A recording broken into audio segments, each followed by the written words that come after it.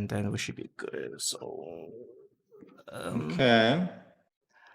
let's just give me a second. I'm still waiting for that. YouTube is a little bit slow, and I have like a million windows I'm juggling. Okay, we are live, guys. Welcome back to Box Mining. We have a special webinar here. We have a special guest coming all the way from Beijing, China. We got Matthew Graham from Sino Global Capital. You're based in Beijing. And for today's session, we're going to talk about China's national digital currency, DCEP.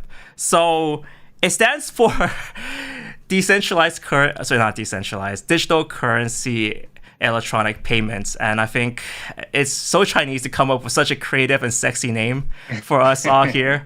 But it's going to really change fundamentally how China really uses currency, and also potentially how we internationally, they have really big ambitions for us to all kind of use it in some way. So instead of seeing paper money, digital renminbi, like what I'm holding right here, we might see a digital form of that.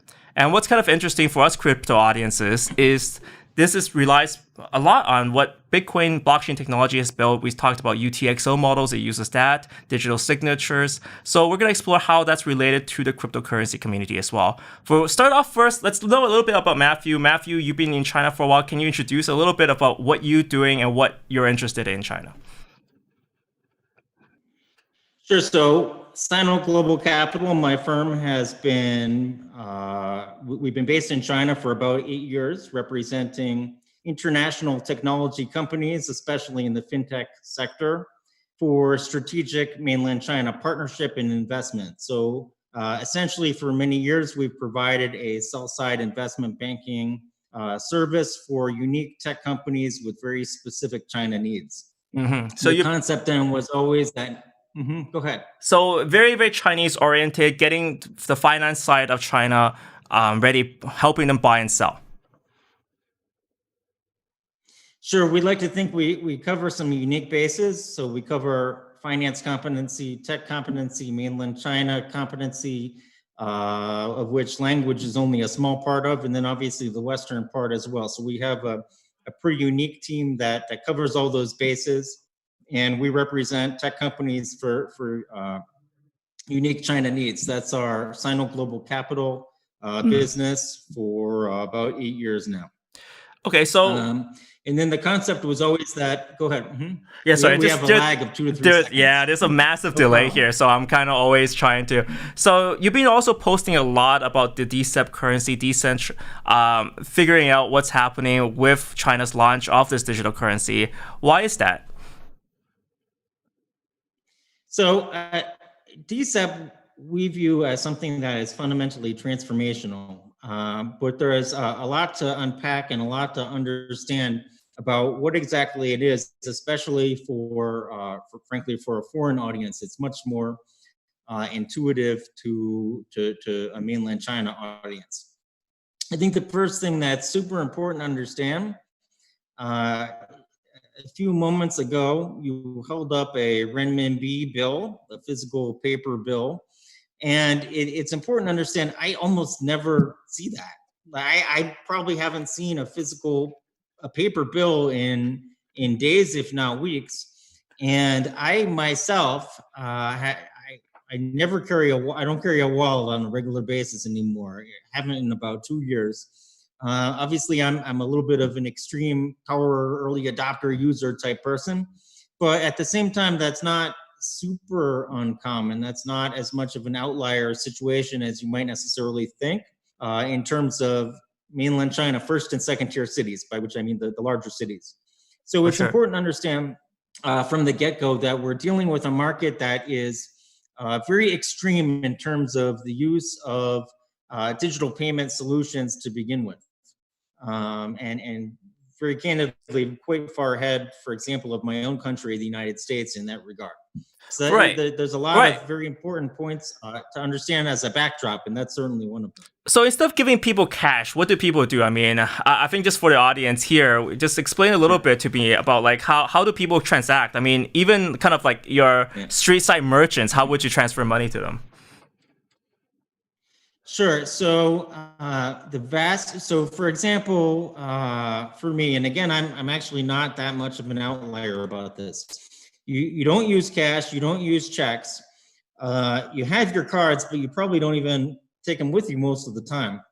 For me, I would say of my non-crypto transactions, at least 99% literally are using either Alibaba's Alipay or Tencent's WeChat Pay. Mhm. So these are possibly the equivalent, I wouldn't say of Visa. This is possibly the equivalent of like a next generation PayPal, or perhaps Apple Pay, something like that. So where these are, or Square maybe. So where these are solutions that to some extent exist in countries like my own, the United States. They exist with significant, but very far from overwhelming market share. Whereas in mainland China, this is ubiquitous. This is the way transactions take place. So typically, what you would do if you went into, for example, just any regular grocery store or whatever, they might have some kind of POS device which could scan your Alipay or WeChat Pay, or alternatively, um, if it's just like a corner store, they would have a QR code, and then you could scan that using your phone and transact again either through WeChat or through Alipay in that fashion. So long story short, it's extremely digital. It's extremely focused on Alipay and WeChat Pay, and your phone is your wallet. There's really I don't carry a wallet anymore. I haven't for a couple years. Okay, so we can segue that. So that's already what's happening in China. Now, why does China need a digital currency if that's Yeah, already that's the all right. This case? is already yeah. Yeah. So this is a great question. I think there's a lot of trouble with this question because of a number of misconceptions.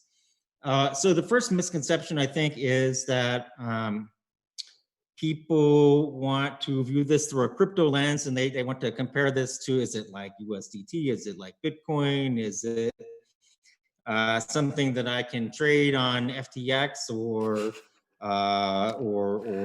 Binance? They view it through that lens, and I think already if you're viewing it in that way, you are off to a tough start in terms of understanding what we're really dealing with. So it is true that it's likely that DCEP will have halo effects in terms of giving better credibility to the crypto sector, but this is not crypto. It's not really even blockchain. If you look, a lot of the technical specifications are still very closely held, and there's a lot we don't know. But it's very clear that this is not going to even be blockchain behind the scenes. There's no way it could be, right? Because you wouldn't have the transaction processing speed, the TPS. So we know that this is a government digital currency.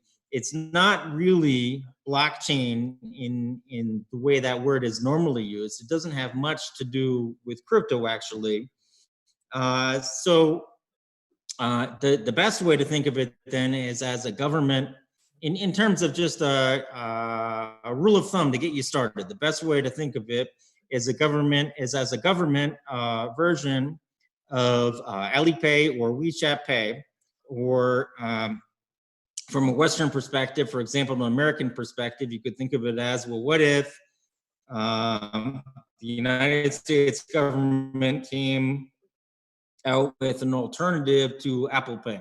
You can kind of start from that very, very general understanding, and that'll get you a little bit of the way in terms of figuring out what exactly is this. Now, the follow-up question would then be, well, if you already have Alipay and you already have WeChat Pay, what is even the point of DCEP? And I think you have to put yourself in the Chinese government's shoes in order to answer that question successfully. So the first thing is that using a United States analogy, what if Apple Pay and PayPal had more than half of the daily transactions in the United States every day? Think about the kind of power that would represent. We're already so touchy about money. Many people, including myself, were very uncomfortable with the entire idea of Facebook leading the Libra consortium. So money is already a touchy area. What if you had PayPal and Apple as way of analogy, with more than 50% of the daily transactions by regular people as they go about their day every day in the United States? What kind of power would that be? Because that's kind of what we have here in mainland China. So the first purpose for DCEP is that it is another example of a trend that we've had for maybe a decade now in China, which is that power is flowing back to the state. The balance between the private sector and the state sector is something that ebbs and flows over time in any country.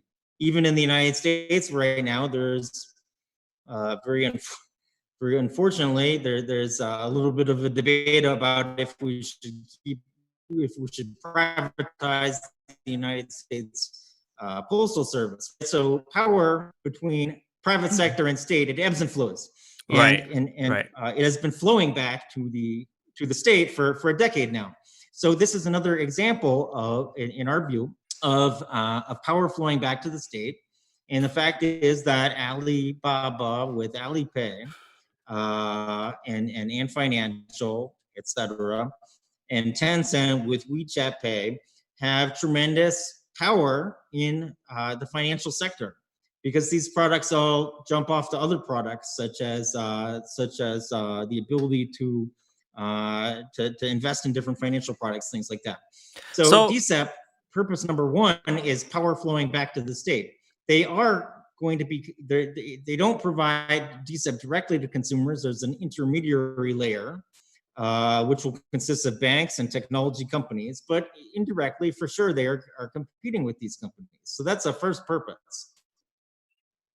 All right. So I think something that's quite interesting that you said is the ebb and flow, the balance between state sector and the private sector. And what we can see here is really the state seeing, all these goodies of, Alipay dominating the space, WeChat Pay, and they really want to have a cut. So they're kind of stealing, almost taking aspects of it. Maybe the QR code is very convenient to use. They kind of like that concept. NFCs, that's kind of cool. They're kind of taking all these concepts and then amalgamating that with some borrowed aspects of blockchain. I think it's quite clear that you said that it is not blockchain per se. It's like it takes and borrows some concepts from this. So it borrows from everywhere, amalgamates it all together, and at the essence, it's really to just bring power back to the state. It's instead of borrowing centralized,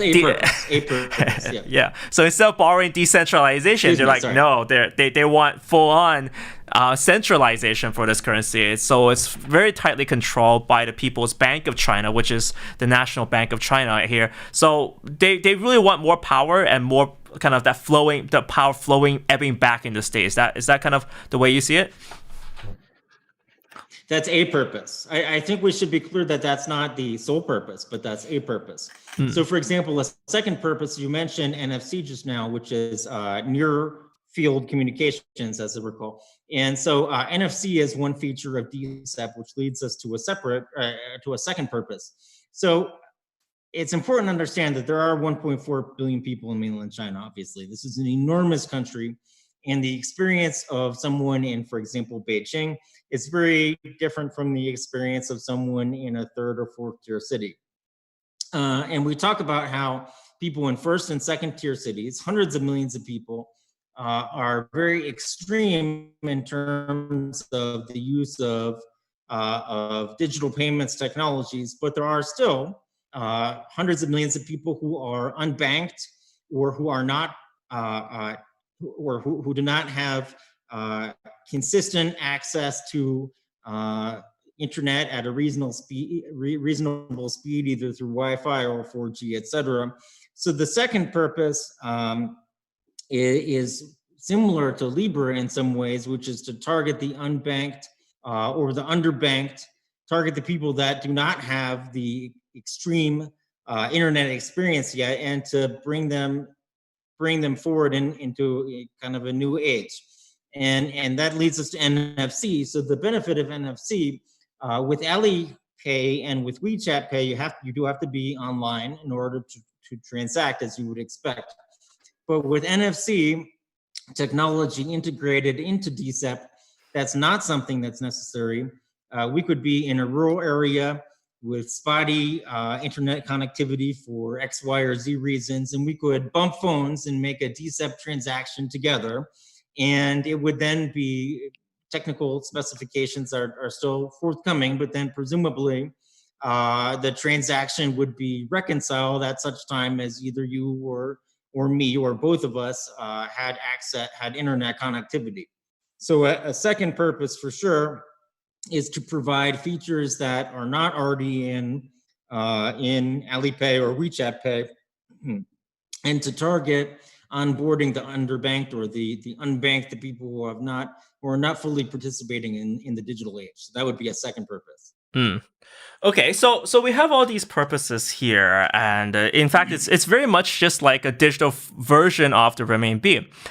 If that's the case, then can we build anything on top of that? I think maybe this is probably what interests a lot of people here, because will this open doors and opportunities for, say, other projects and stuff to kind of build on top of that, almost like how Alipay and WeChat Pay open doors for financial applications? Do you think this will open doors for crypto applications? Sure. This is a fantastic question, and I would unpack it this way.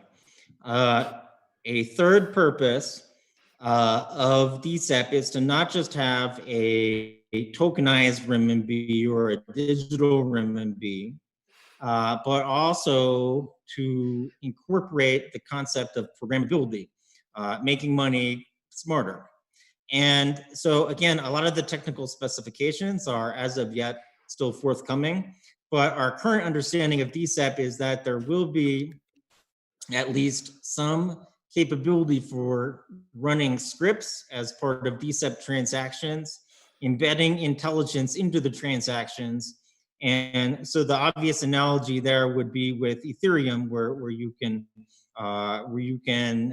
start to build different financial concepts, different financial intelligence on top of in token world. So there will be some aspect of programmability, but likely that is more of an opportunity for more traditional fintech companies instead of crypto companies. We do not anticipate that there will be. It's far from clear that there will be some kind of straightforward way to go from Ethereum to DCEP. At the most charitable way to phrase it is, it's far from unclear that will be possible in any kind of straightforward way. Okay. And then, a more pessimistic view would be that it's a non-starter, somewhere between those two poles. Well, I would actually argue the otherwise. I mean, right now we see multiple OTCs pop up, so you can directly use even WeChat Pay, Alipay on various exchanges. I know Binance has one. I know OKX, Huobi has one. They can just interchange between the crypto world and the kind of even the fiat Alipay world. So wouldn't that even make it easier? I wouldn't be so pessimistic. I would be like, every company that's doing crypto would just jump on first because they know they can benefit from this, right? If there's a bridge between a fiat inbuilt into the network, I would say this is an opportunity for them. Yeah. I do think there's some truth to that. It isn't. So first of all, your comments are absolutely correct in terms of onboarding from WeChat and things like that.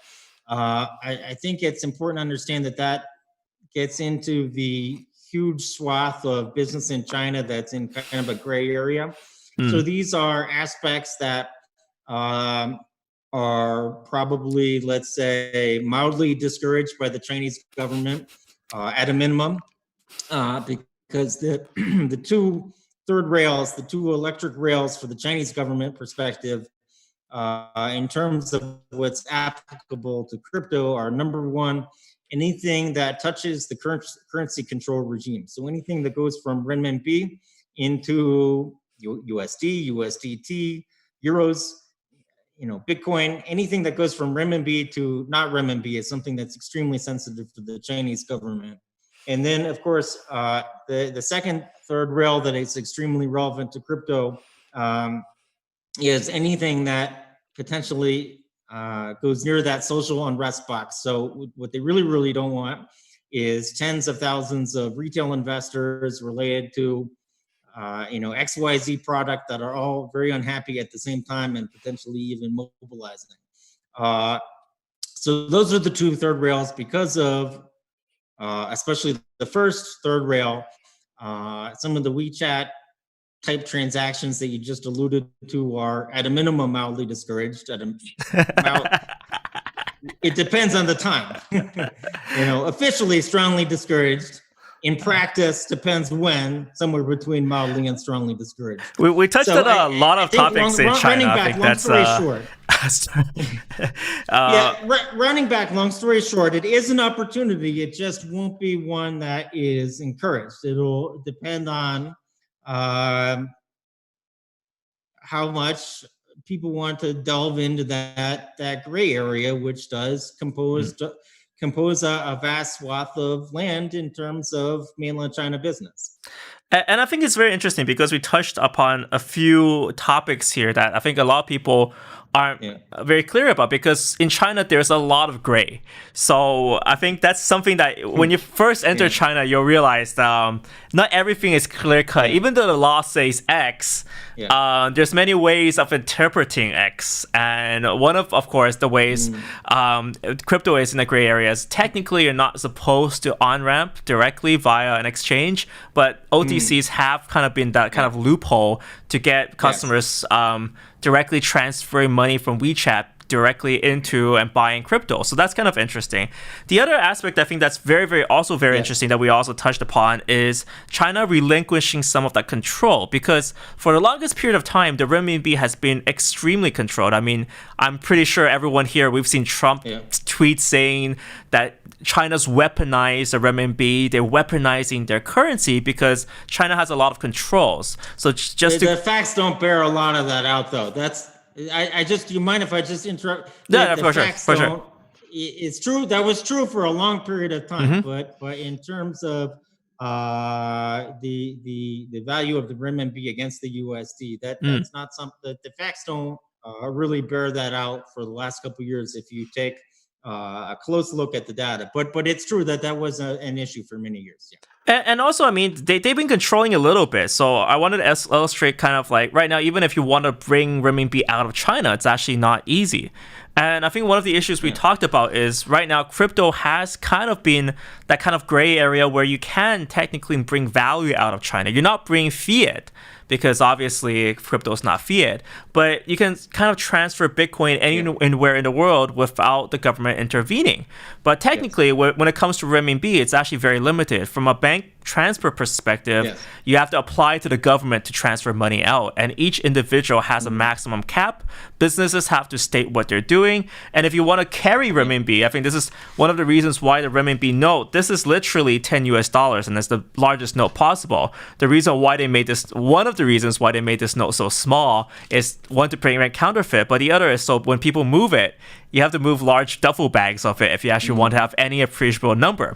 So, to say the least, so you have to literally carry tons of renminbi. But with DCEP, that's going to change things, right? If you can do offline to offline transaction, if it's all in your phone and not in the form of notes, wouldn't you say they'll be relinquishing some of that power, some of that control that they have over this currency? So, this is a complicated topic. So, I would start by saying that there's a lot of nuance here. So, for example, first of all, there are still, in terms of my earlier reference about not true in the last couple of years was with respect specifically to the value of the renminbi versus the USD. In terms of the currency control regime, that remains very strict.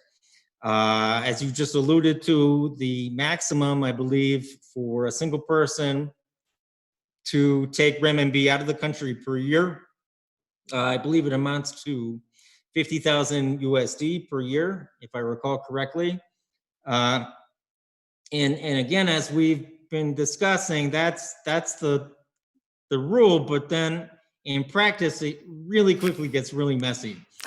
So, for example, very candidly, what a lot of people do, I do not do this, but a lot of people will find kind of like proxies. So, for example, they'll find 3 friends that didn't use their quota this year, and then that's 50,000 times 3 plus themselves, and now they've got 200,000. And people, this is a service that people provide, even, I think. So it's so true. It's so true. A great example of how, in practice, yeah. So what a person would do is literally just find 10 people that are distant relatives or whatever. Your brother, your 16 uncles, and your, I mean, your cousin, really? It's literally like that. Yeah. This is not uncommon at all. Yeah. So this is really an example of how the business climate, the way of doing business in China is really very extremely different than in countries like the United. I'm really just familiar mostly with the United States and China, frankly. Very different. So that, I mean, that kind of illustrates the. Sorry to talk over you. We have a 4-second delay. It's really hard to handle this. It's so I think it illustrates a lot about the gray market nature of everything. Like everything in China is gray. So technically, you're only allowed 50K USD to be transferred out, but effectively it's not. But going back to the deeper question, I mean, do you think that China is in many ways relinquishing control over the currency? I am inclined to say no. Really? Okay. I am. I think that so our fourth goal, in our view, for DCEP, we covered 3, right? We covered the unbanked, we covered power back to the state, we covered programmability. The fourth thing is that we do think it's an attempt to chip away at United States dollar hegemony.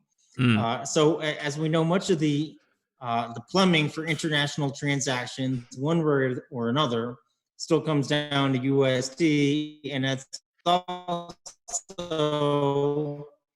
extremely archaic. It's expensive, it's slow, you have things that take 3-4 days to settle. The whole thing's really showing its age. And so DCEP, in our view, is an attempt to chip away at that. It's going to be quite difficult for many reasons. First and foremost, the fact that there are still strict currency controls. But in our view, DCEP there will be an attempt to encourage countries that are physically proximate to mainland China, countries that are deeply intertwined with China for trade. There will be there will be an effort to encourage these type large institutions in these types of countries to settle transactions in DCEP in lieu of the existing regime of USD hegemony. So that's the fourth goal. And so I bring that up at this time because that touches back, that comes back to the question of will they relax the regime? We're quite skeptical. We're quite skeptical. I mean, if anything, having a centralized currency, so you don't, as we talked about, you don't get it directly from PBOC, People's Bank of China. You get it through this intermediate layer, which could be your bank. Or it could be Tencent with WeChat Pay. You don't get it directly, but at the same time, there's an increased ability to monitor the economy in a granular fashion if DCEP becomes widely adopted. We think it will be pseudonymous. Our current understanding is that transactions will be pseudonymous. So in other words, for small daily transactions, buying a soda at the corner store, things like that, the government will not have visibility into those kinds of things. But much like in the United States, how if you make a transaction of 10,000 USD or more, your bank then has a reporting requirement to the government. We think there will also be thresholds above which the government will have more visibility into the nature of your transactions. So long story short, a lot of this is about increased control, not giving up control. And so the examples I give are more about being able to see granular data and perhaps have some more buttons to push with respect to the economy. But it's hard to see that there's going to be more of a flexible approach to control the renminbi. We're quite skeptical. I think it will be used more as a geopolitical strategic weapon. We talked about that, right? Attacking USD hegemony. But I don't think this is relaxation. That's not consistent with what we're seeing and hearing. So I think that's actually a very interesting viewpoint. So say if two farmers want to touch phones and transfer a little bit of currency to each other, they can do bump phones, like cash. But what you're saying is for larger transactions, they still want the complete control, which they already have. So through maybe WeChat or through Alipay or through that intermediary bank, they can immediately trigger, look, there's a large DCEP transaction going through. Oh, is that going to an cryptocurrency exchange? Nope, ain't gonna happen, or something to that nature. So they've retained their power and control. So that's what you're seeing, right? So you're not seeing them giving away control. You're seeing them actually giving more control to themselves. That's correct. Yeah. In short, yes. Yeah. We're seeing they have a lot of that data right now. Look, I mean, they ultimately likely have access to all that data one way or another. But the data right now that originates at Alibaba with Alipay, they're going to have a lot of that data, and there's going to be various layers of anonymity, pseudo anonymity, or no anonymity, depending on the transaction size. But this is all about increased control, more buttons to push, more levers to pull. Yeah. Okay, we got a good question coming from Facebook from Lix59. Says, your guest doesn't mind having Big Brother CCP watching and recording his every transaction. WTF. So do you mind that? Do you mind the CCP currently viewing all your transactions? I mean, we use WeChat Pay, Alipay. Does that bother you? There's a lot to unpack here. Just unpacking boxes today. I mean, look, where's this viewer from? The United States? I mean, what do they think Palantir is? There's a lot to unpack here. I mean, obviously, I understand the question, but look, I mean, I'm a strong supporter of organizations like EEF. I'm a strong supporter of privacy, financial and otherwise. But I do think in many ways, it's a little bit of a naive question, candidly. The amount of data in the United States that's captured by companies like, for example, Facebook, this is a user from Facebook, right, is staggering.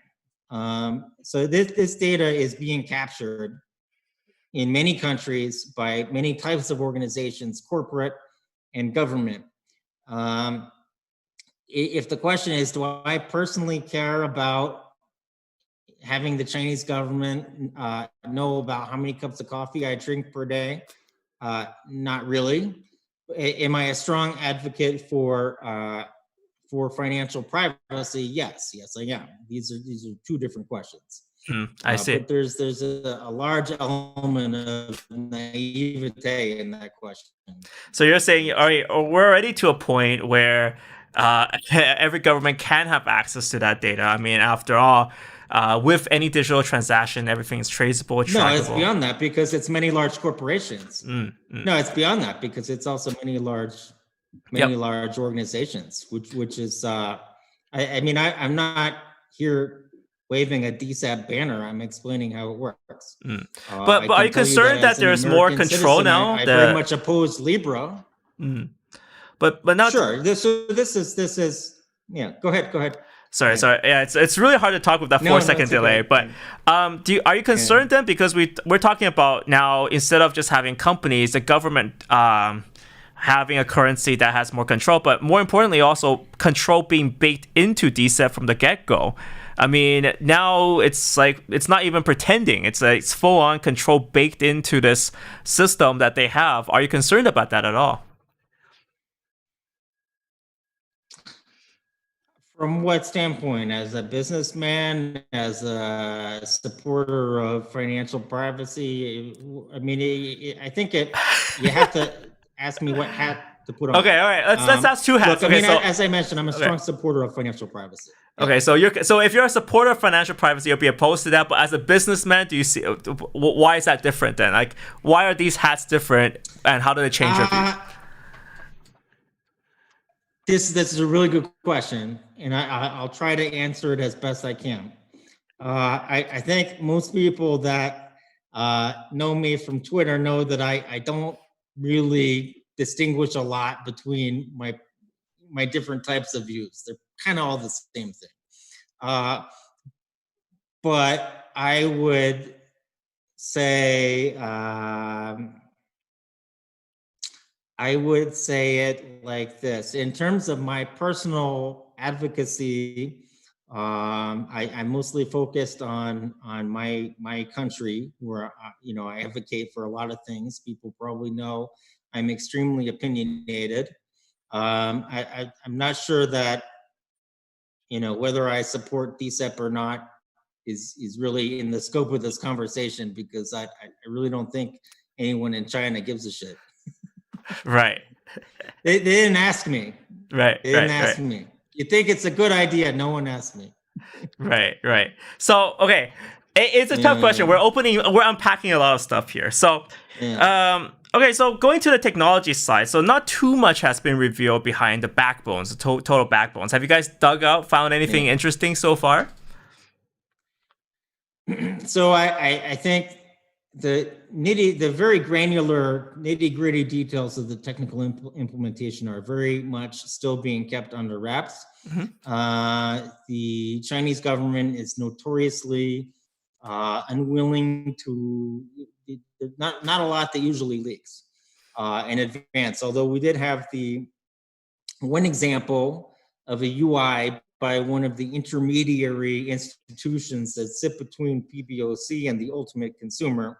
So we did have one example from ABC, Agricultural Bank of China, that did leak. I have it on my phone actually, but in general, most of the tech specs are still.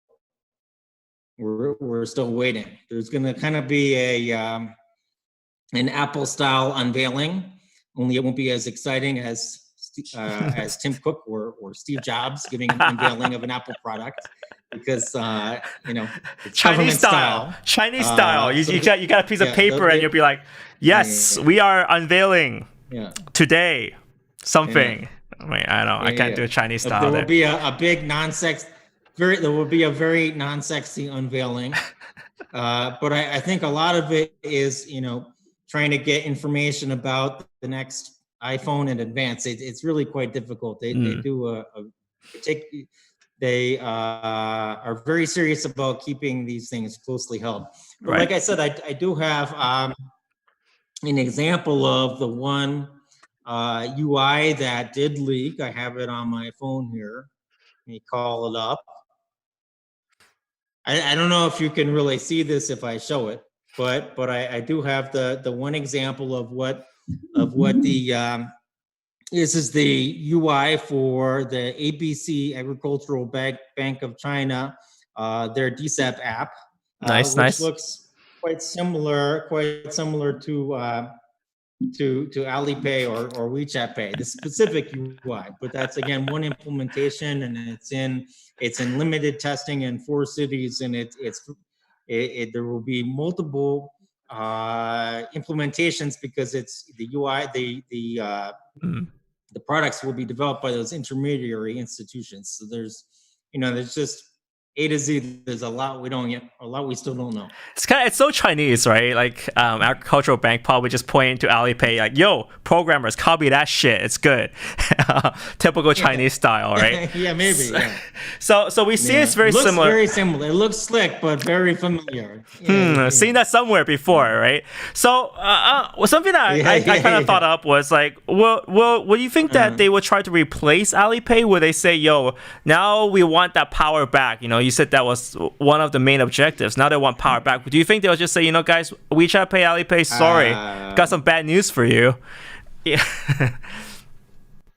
I don't know. I don't. These are very formidable. You still have stakeholders, right, in a top-down economy, and these are very significant stakeholders who, in some ways, have a place at the decision-making table. We don't think it's going to be anything that extreme, at least not initially. Look, I mean, it's more going to be a case of using carrots and sticks to encourage people to use DCEP in lieu of these other solutions. It's not likely to be something so confrontational, in my view. Got it. So I think we should just ask some questions from the audience. So I'll be taking questions from the audience. If Sure. everyone watching this, if you guys have any questions to ask about DCEP, what we know so far, what can be revealed so far. Obviously, I think we haven't touched something we haven't touched upon is the release partners. I mean, that's been leaked already. They've got a list from McDonald's, Starbucks, like foreign firms to local firms. Yeah. What do you think of that list so far? So I most likely additional names will be added to the list, but certainly in terms of the names we know so far, I think it's pretty impressive. I mean, this is really what Facebook was trying to do with Libra, right? It's instead of Facebook leading a consortium, it's the Chinese government, and it's not a consortium, it's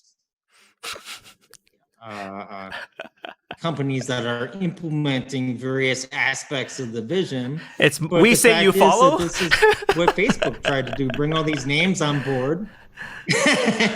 Yeah, I mean, it's not, Zuckerberg saying, "Hey, you want to come over and smoke some meats or whatever?" Instead, it's, "Look, we're going to do this and you probably should be a part of it."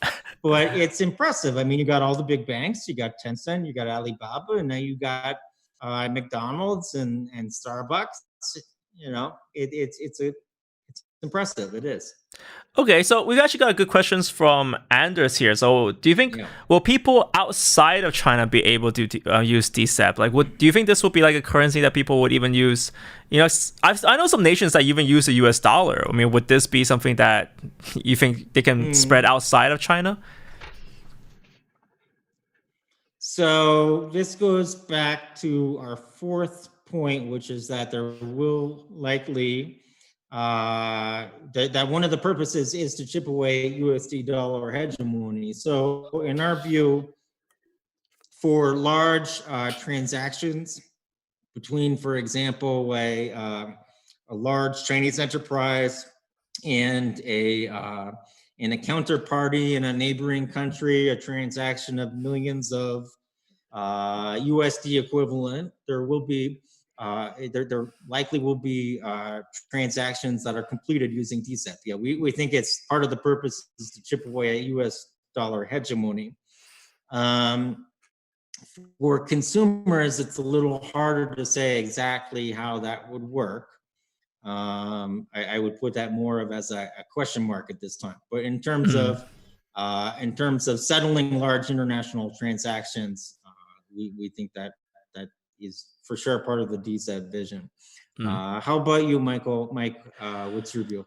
I actually think one day they'll probably start. You can probably just waltz in a casino in Macau, probably tap your phone on the table, and boom, you can start gambling all your money in Macau first, starting off. I think Southeast Asia, they might be interested. I mean, if you look at it, I'm not sure if you noticed this, but if you travel a lot in Southeast Asia, there's lots of signs says we welcome China.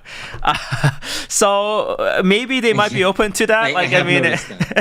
So you know, they like the Chinese tourists. Many of those, and many of those in many neighboring countries, for sure.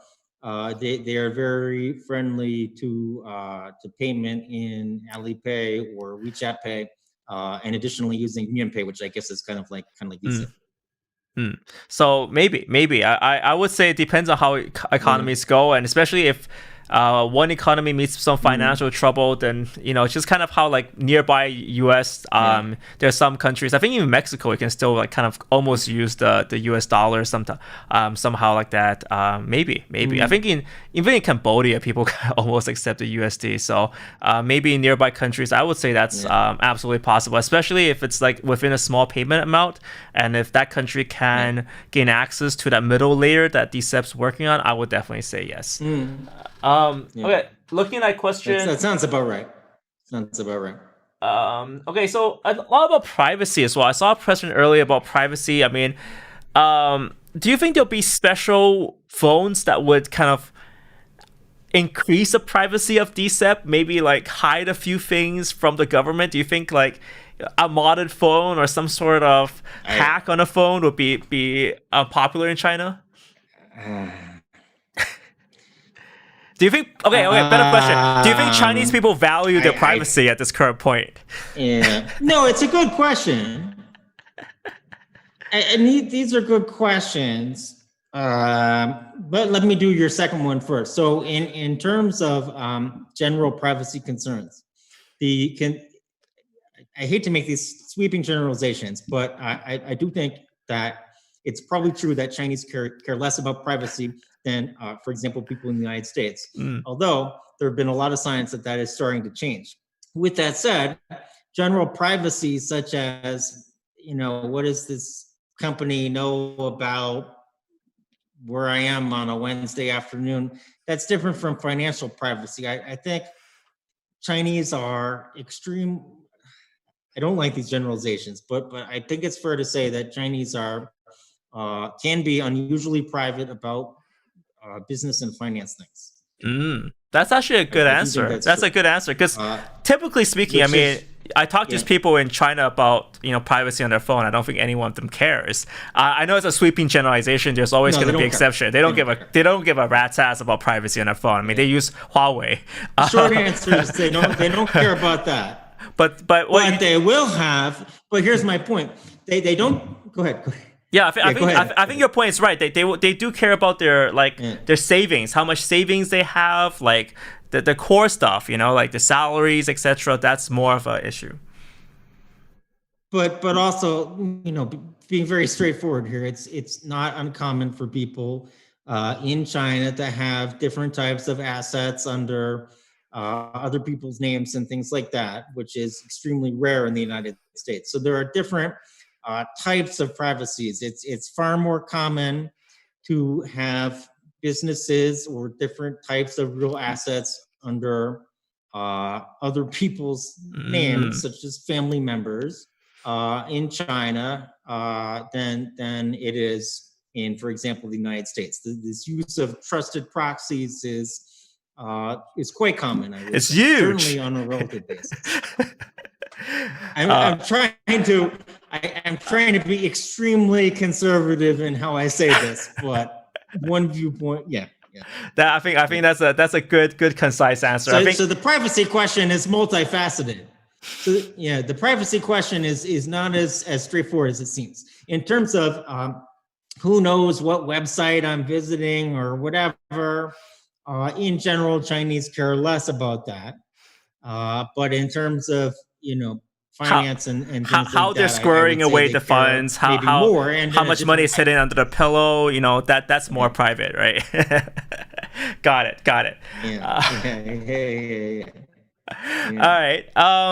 Okay, so just reading off the questions, I'll see whatever questions we have. So guys, if you guys have any questions for either of us and for our discussion, I'll definitely cater to them. Uh, I love one of these quotes here, just from Expiso Nitolos, something about a Chinese proverb: "You can catch lots of fish in murky waters," and it's all about those murky waters in China. I think that's so important. And we just had hashtag Huawei gang in China. Dude, okay, I haven't been in China for like the past year. So are people still using Huawei? Just out of curiosity, it's still big there? Yeah, sure, yeah. Yeah. Yeah, absolutely. Yeah, it's enormous. It's if anything, they have been gaining. I don't have the data in front of me, Right. but Right. I think it's probably, if I had to hazard an educated guess, I would bet that they have gained market share in the past year. Yeah. Interesting. Okay.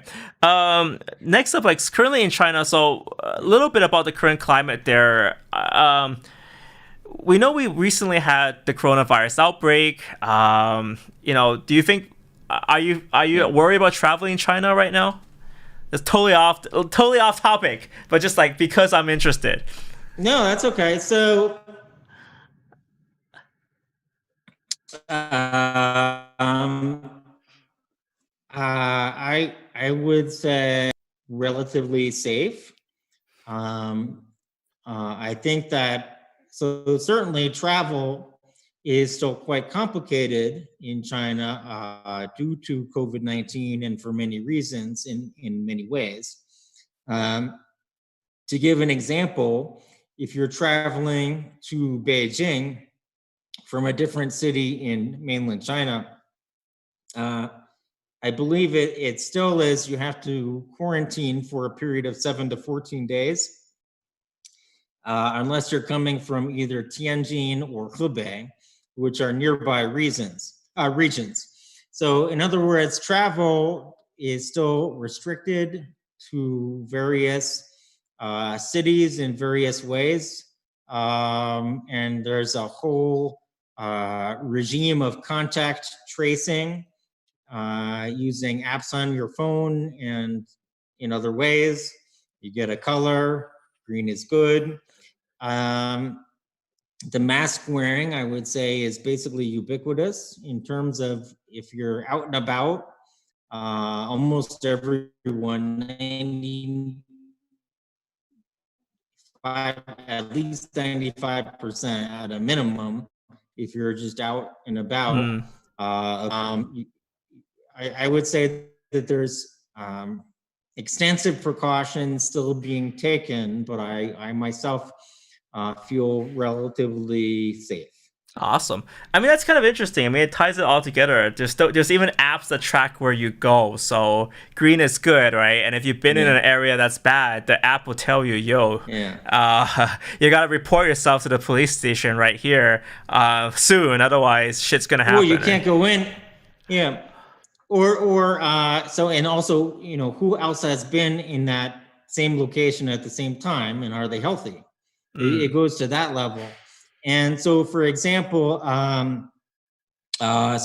yesterday going to dinner, and outside the restaurant, had to do three things. The first of all is they had the QR code that you have to scan and show that you have that green color. My understanding is that people are in some places getting a little lackadaisical about that aspect recently. But the other two things that they did have outside, wasn't a 5-star. It was a decent, not great restaurant, decent restaurant, right? And outside, just popped over after work, right? Get something to eat.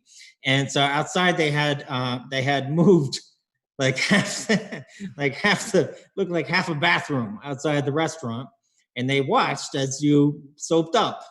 So they made you wash your hands before you went in the restaurant. They had what looked like, disinfectant. Half a bathroom outside. So literally, you gotta scan a QR code. You gotta wash your hands. Bar. Oh my god. Yeah. Oh my god. That's actually quite crazy as well. So the guy standing there, where they track you basically. So there's a guy standing there. Yeah. So there's a guy standing there, the restaurant employee standing there, And so he watches you wash your hands, and then he has a temperature gun, and so he takes your temperature, and then you can go in.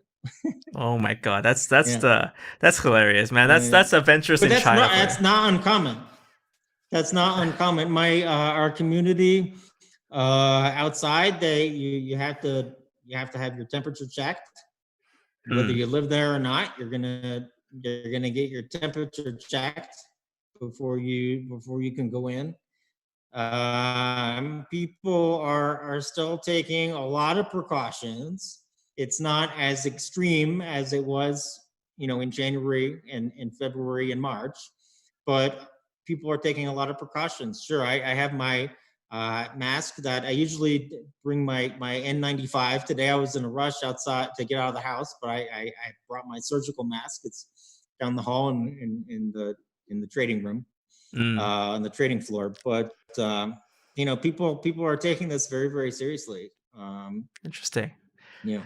I mean, I hope it goes well. I want to ask one last question. I think then we'll wrap up the session. We got Michael B. Morse. Would it not be better if DCEP was backed by the health of the real economy and all transactions were placed on the blockchain and forced by the force of being a cryptocurrency? So would it not be better if it's a cryptocurrency rather than a centralized currency?